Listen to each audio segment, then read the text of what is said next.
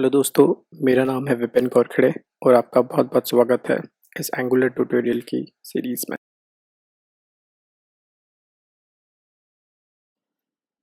Chapter 4 building blocks of angular. दोस्तों, अगर आप एक एंगुलर एप्लीकेशन बनाना चाहते हैं तो आपको एंगुलर के बिल्डिंग ब्लॉक्स को यूज़ करके ही एप्लीकेशन बनाना पड़ेगा। दोस्तों, ये बिल्डिंग ब्लॉक्स आपस में रिलेटेड होते हैं और इन रिलेशनशिप को समझ के ही हम अपने एंगुलर एप्लीकेशन को बना सकते हैं। Modules, components, metadata, templates, services, data binding, dependency injection, directives और राउटिंग। इससे पहले हम दोस्तों समझ लेते हैं मॉड्यूल्स के बारे में। दोस्तों, मॉड्यूल्स क्या होते हैं? मॉड्यूल्स आपके एप्लीकेशन में कंपाइलेशन कंटेक्स्ट प्रोवाइड करने का काम करता है। साथ ही साथ ये आपके एप्लीकेशन के रिलेटेड कोड को एक फंक्शनल सेट में बाइंड करके रखता है। दोस्तों, कंपाइलेशन कंटेक्स्ट का मतलब ये होता है कि कंपाइलर को इंफॉर्मेशंस प्रोवाइड करना आपके एप्लीकेशन की डिफरेंट फाइल्स के बारे में। दोस्तों, एक एग्जाम्पल के रूप में इसको समझने की कोशिश करते हैं कि मॉड्यूल्स आखिर करता क्या है। देखिए दोस्तों, आप अगर एक एप्लीकेशन बना रहे हैं तो उसमें यह हो सकता है कि कुछ फंक्शनैलिटीज़ ऐसी हो जो कि आपस में रिलेटेड हो। एग्जाम्पल के तौर पे जब हम एक सिस्टम बनाते हैं जिसमें हम लॉगिन कर रहे हो या हम रजिस्ट्रेशन कर रहे हो या आप अपना पासवर्ड भूल गए हो, तो इन सब चीज़ों के लिए आप 3 फंक्शनैलिटी बनाएंगे। दोस्तों, ये 3 फंक्शनैलिटी आपस में रिलेटेड हैं। आपको रजिस्टर करना पड़ता है, रजिस्टर करने के बाद आप लॉगिन करते हैं और लॉगिन करने के बाद हो सकता है आप अपना पासवर्ड भूल गए हों। तो दोस्तों, ये आपके अकाउंट से रिलेटेड एक फंक्शनैलिटी हो गई है और इसीलिए हम इसको एक सेपरेट मॉड्यूल में डाल सकते हैं। दोस्तों, आप अपने एप्लीकेशन को मॉड्यूलरिटी प्रोवाइड करके उसे मेंटेन करने में बहुत आसान कर सकते हो। जैसे कि अगर मुझे एक ऑर्डर जनरेशन का पूरा एक टास्क करना है तो मैं उसे एक सेपरेट मॉड्यूल में स्टोर कराऊंगा या एक सेपरेट मॉड्यूल में उसको बनाऊंगा। अगर मुझे एडमिन पैनल बनाना है तो मैं उसे एक सेपरेट मॉड्यूल में बनाने की कोशिश करूंगा। इससे मुझे ये सुविधा मिलेगी कि जब भी मुझे अपने कोड को मेंटेन करना है या मैं अपने कोड में कुछ चेंज करना चाहता हूँ तो मुझे ये पता होगा कि मुझे कोड के कौन से पार्ट में जाना है। ठीक है। नेक्स्ट कंपोनेंट या नेक्स्ट बिल्डिंग ब्लॉक जो है हमारा, वो कहलाता है कंपोनेंट। तो दोस्तों, कंपोनेंट क्या होता है? दोस्तों, कंपोनेंट बेसिकली एक क्लास होती है जो आपके एप्लीकेशन में डेटा और लॉजिक कंटेन करती है। इसका क्या मीनिंग है? देखिए दोस्तों, जैसे कि मान लीजिए आप एक वेबसाइट बना रहे हैं तो वेबसाइट में आपका एक पेज होगा। इस पेज में हेडर होगा, इस पेज में फुटर होगा, कुछ नेविगेशनल पार्ट होंगे और कहीं ना कहीं आपको अपने कंटेंट को शो करना पड़ेगा। तो अगर दोस्तों मैं इस एप्लीकेशन के हिस्सों को ब्रेक करने की कोशिश करूँ, जैसे कि एक हेडर, नीचे फुटर, साइड में नेविगेशन और इस पार्ट में मैंने अपना एक डिस्प्ले करने के लिए कंटेंट बनाया हुआ है, तो दोस्तों इन सभी पार्ट को मैं कंपोनेंट कंसिडर कर सकता हूँ। दोस्तों, एंगुलर में इन कंपोनेंट्स को एक क्लास की तरह ट्रीट किया जाता है। तो दोस्तों, इसमें आप अपने लॉजिक और एप्लीकेशन डेटा को प्रोवाइड कर सकते हो। Next is Meta data. तो दोस्तों, मेटा डेटा क्या होता है?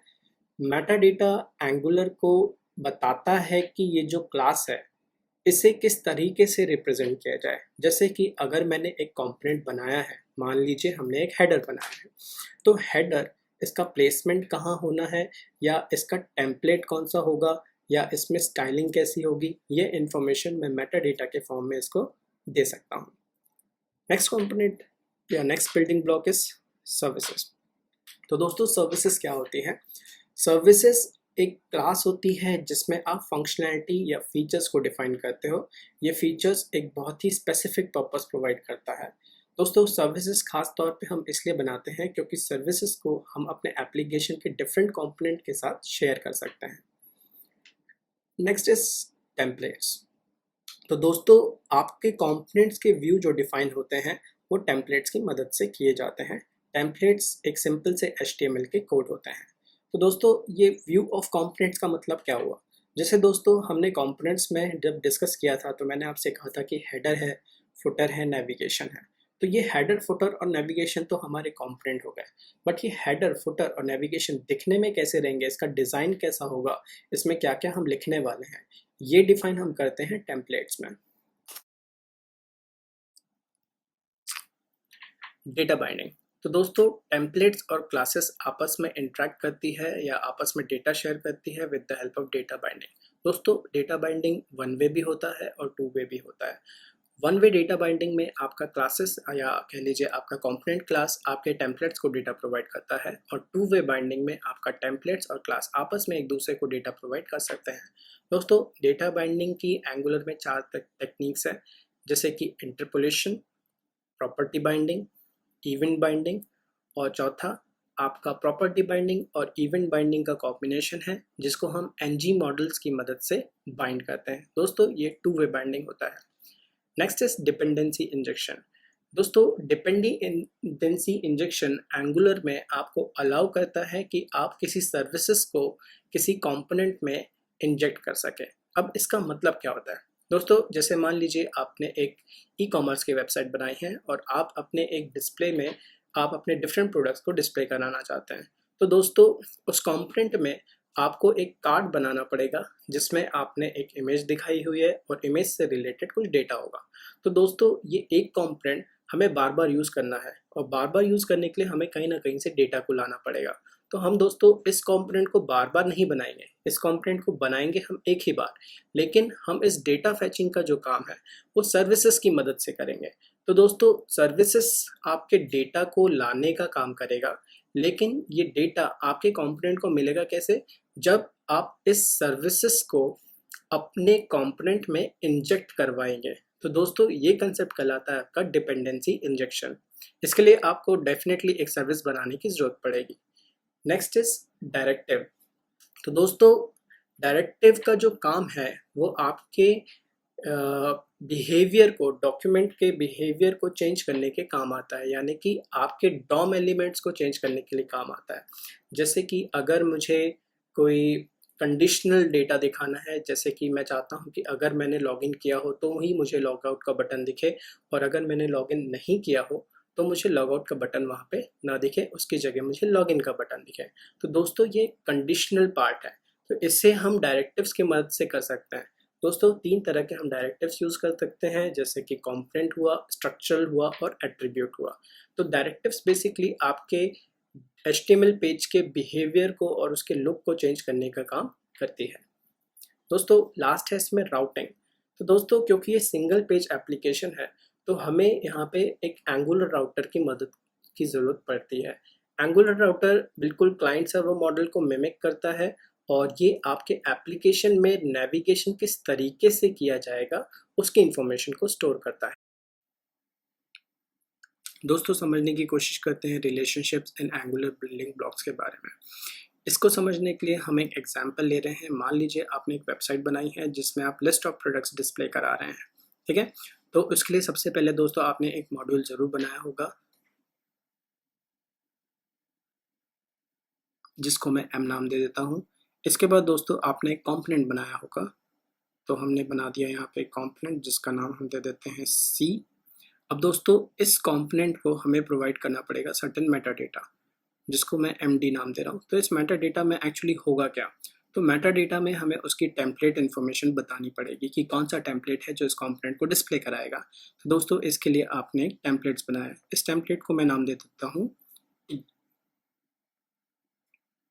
ठीक है दोस्तों, तो अब आपने क्या किया, आपने एक मॉड्यूल बनाया, एक कंपोनेंट बनाया, कंपोनेंट के साथ कुछ मेटा डेटा डिफाइन किए।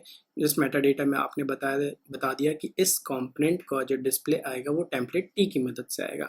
अब दोस्तों टेम्पलेट जो आपने बता दिया जिसमें एक आपके HTML का स्ट्रक्चर होगा, लेकिन दोस्तों क्योंकि आपके लिस्ट ऑफ प्रोडक्ट्स एक से ज़्यादा होंगे तो ऑब्वियसली आपको किसी ना किसी सर्विसेज की मदद पड़ेगी। तो दोस्तों आपको अब एक सर्विस बनानी पड़ेगी। सर्विस आप कहाँ बनाएंगे? आप मॉड्यूल के अंदर एक सर्विस बनाएंगे। तो आइए मॉड्यूल के अंदर हम एक सर्विस बनाते हैं। इस सर्विस का नाम मैंने दे दिया S। अब दोस्तों आपने सर्विस तो बना लिया, लेकिन सर्विस आपके टेम्पलेट में डेटा लेके कैसे जाएगा? दोस्तों ये जो सर्विस आपने बनाई है इसे आपको इंजेक्ट करना पड़ेगा कंपोनेंट के अंदर। तो आप अपनी इस सर्विस को इंजेक्ट करेंगे।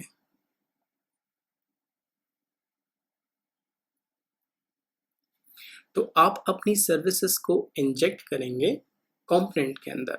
सर्विस जब कंपोनेंट के अंदर इंजेक्ट होगा तो ऑब्वियसली उसमें डेटा प्रोवाइड कर दिया जाएगा।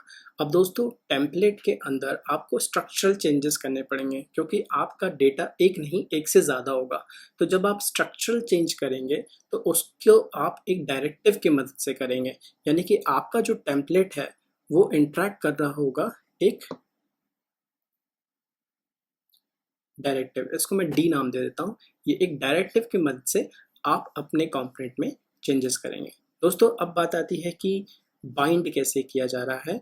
तो आपको अगर अपने कंपोनेंट्स में डेटा प्रोवाइड करना है, यानी कि अगर आप अपने कंपोनेंट से टेम्पलेट में एक डेटा प्रोवाइड करना चाहते हो, तो आप यहाँ से बाइंडिंग कर सकते हो अपने कंपोनेंट्स और टेम्पलेट्स के बीच में। और अगर आप वापस अपने टेम्पलेट्स और कंपोनेंट से वापस इंटरेक्ट मतलब टू वे इंटरेक्शन रखना चाहते हो, तो आप इसी बाइंडिंग को करोगे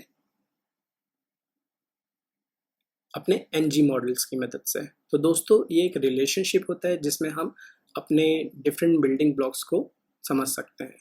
दोस्तों इसको समझाने के लिए मैं एक बार और आपको समझाने की कोशिश करता हूँ कि एक्चुअली में हो क्या रहा है। दोस्तों सबसे पहले आप बनाते हैं एक मॉड्यूल। मॉड्यूल के अंदर दो कंपोनेंट्स हो सकते हैं, यानी कि एक होती है सर्विसेज और एक होता है कंपोनेंट्स। हम हमारी ज़रूरत के हिसाब से या तो कंपोनेंट बनाएंगे या तो सर्विसेज बनाएंगे। दोस्तों सर्विसेज हम कब बनाते हैं? सर्विसेज हम तब बनाते हैं जब हमें कोई इन्फॉर्मेशन डिफरेंट कंपोनेंट्स के साथ शेयर करना हो, या हमें कोई ऐसी इन्फॉर्मेशन चाहिए जो हम सर्वर से रिसीव करने वाले हों।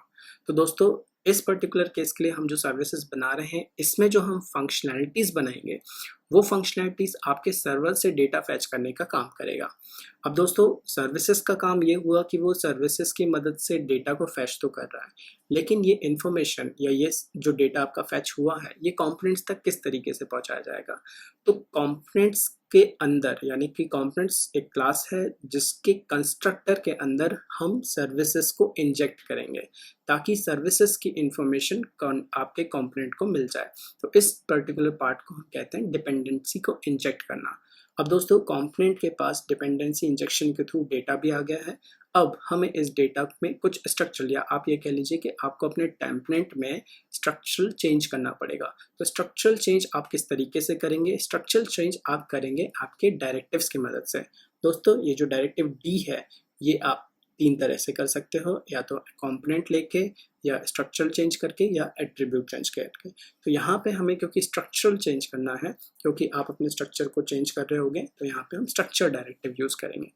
ठीक है दोस्तों, तो ये है रिलेशनशिप एंगुलर के बिल्डिंग ब्लॉक्स का।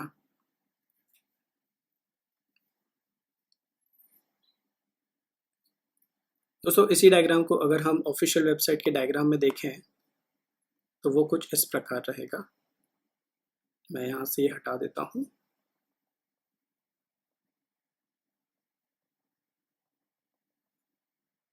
दोस्तों सबसे पहले आप ये समझिए कि आपके पास जो मॉड्यूल्स होते हैं उसमें आप दो चीज़ बना सकते हो, या तो आप कोई कंपोनेंट बनाओगे या आप कोई सर्विसेज बनाओगे, जो कि यहाँ पे है। अब दोस्तों एग्जाम्पल लेते हैं। मान लीजिए आप एक वेबसाइट बना रहे हैं जिसमें आप अपने प्रोडक्ट्स की लिस्ट को डिस्प्ले कराना चाहते हैं। तो ऑब्वियसली दोस्तों आपने इसके लिए एक मॉड्यूल बनाया होगा। अब आपको ज़रूरत पड़ेगी एक कंपोनेंट की। तो लेट्स से कि ये कंपोनेंट का नाम है सी। ठीक है दोस्तों, ये कंपोनेंट सी है। अब आपको क्या करना है कि आपको इस मॉड्यूल को कुछ टेम्पलेट्स प्रोवाइड करना पड़ेगा। तो ये कंपोनेंट्स को इंफॉर्मेशन मिलेगी टेम्पलेट्स की with the help of Meta data, यानी कि आपके कंपोनेंट्स के पास कुछ मेटा डेटा होगा टेम्पलेट्स के बारे में। इसका मैं नाम दे देता हूँ टी।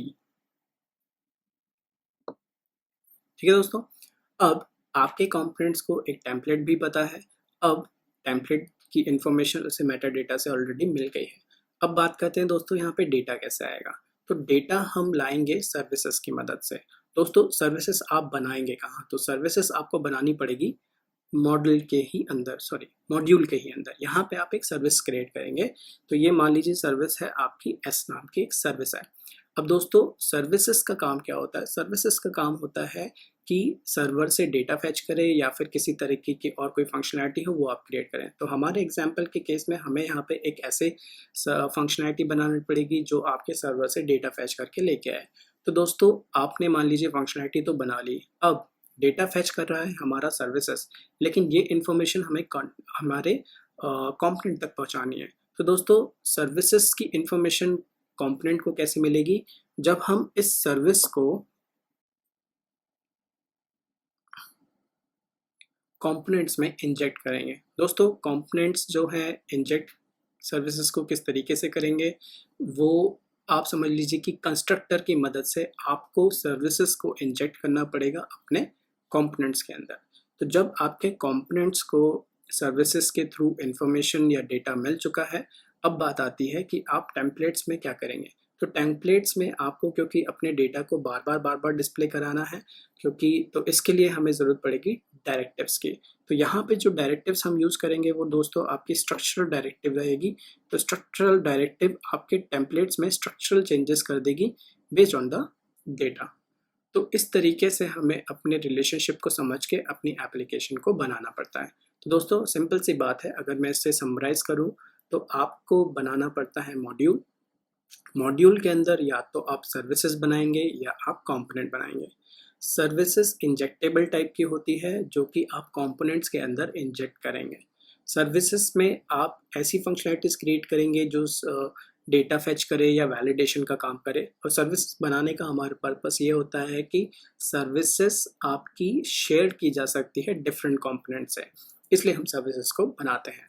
तो दोस्तों कंपोनेंट में को कैसे पता चलेगा कि कौन सा डेटा है? तो इसके लिए हम मेटा डेटा यूज़ करते हैं। आप अपनी कंपोनेंट जो आपकी डायरेक्टिव है, आपकी कंपोनेंट जो क्लास होगी उसमें आप मेटा डेटा प्रोवाइड करते हैं अपने टेम्पलेट्स के इन्फॉर्मेशन के बारे में, जैसे कि टेम्पलेट कौन सा लोड होगा या फिर उसकी स्टाइलिंग क्या होगी, ये सब इन्फॉर्मेशन आपको मिल जाएगी। दोस्तों कंपोनेंट को अगर डेटा शेयर करना है टेम्पलेट्स के साथ तो वो प्रॉपर्टी बाइंडिंग या इंटरपोलेशन का यूज़ करेगा, और अगर टेम्पलेट्स को अपना डेटा शेयर करना है तो इवेंट बाइंडिंग का यूज़ करेगा। और प्रॉपर्टी बाइंडिंग और इवेंट बाइंडिंग को कंबाइन करके हम यहाँ पे टू वे डेटा बाइंडिंग को कर सकते हैं। साथ ही साथ यहाँ पे दोस्तों डायरेक्टिव्स होती हैं। डायरेक्टिव्स का पर्पस होता है कि वो आपके डॉम एलिमेंट में यानी कि आपके टेम्पलेट्स में किसी तरह का स्ट्रक्चरल या बिहेवियरल चेंज वहाँ पे कर सके, तो इसके लिए हम डायरेक्टिव्स यूज़ करते हैं। तो दोस्तों ये थी रिलेशनशिप आपके एंगुलर के बिल्डिंग ब्लॉक्स के बारे में। दोस्तों नेक्स्ट सेशन में हम इन डेप्थ जानकारी लेंगे हमारे प्रोजेक्ट स्ट्रक्चर के बारे में, कैसे आप एक प्रोजेक्ट बनाओगे, कैसे आप उसके स्ट्रक्चर को समझोगे, उस स्ट्रक्चर में क्या क्या होता है, ये हम देखेंगे हमारे नेक्स्ट वीडियो ट्यूटोरियल में। सी यू देयर। अगर आज की वीडियो में आपको कोई डाउट है तो आप कमेंट सेक्शन में अपने डाउट ज़रूर शेयर कीजिए। अगर आपको ये वीडियो पसंद आया है तो वीडियो को लाइक ज़रूर कीजिए, और हाँ, इस चैनल को सब्सक्राइब करना ना भूलें। धन्यवाद। आपका दिन शुभ रहे।